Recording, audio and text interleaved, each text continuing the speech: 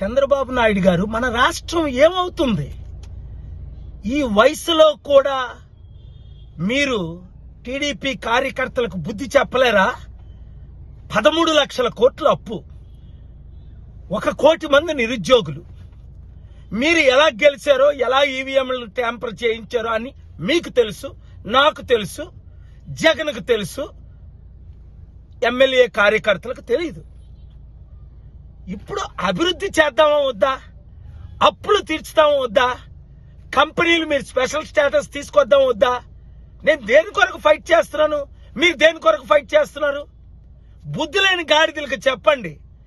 జగన్ దాడులు చేయించినప్పుడు లేదా వాళ్ళ కార్యకర్త ఎన్నిసార్లు ఖండించాను, పోలీసులు ఖండించాను.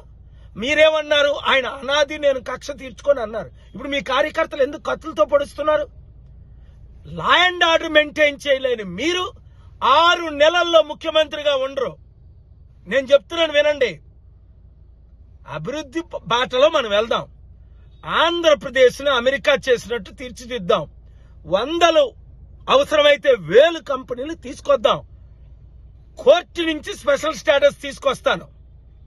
ఆల్రెడీ మోదీ గారి మీద ఒత్తిడి పెడుతున్నాం. ఎందుకు మనం చేయలేము అభివృద్ధి?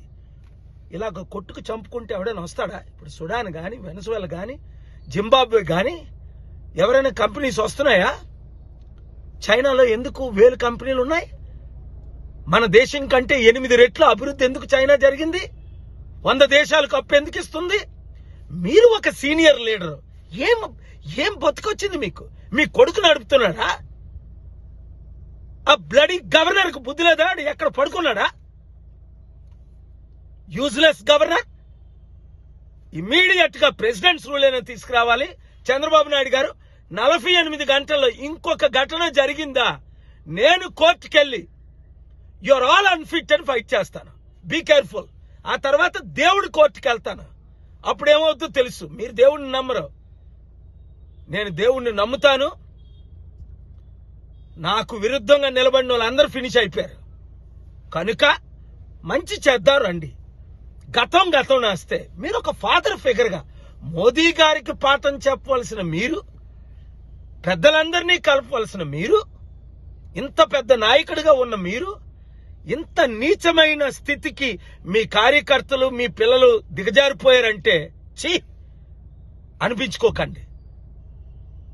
చరిత్రహీనులు కాకండి.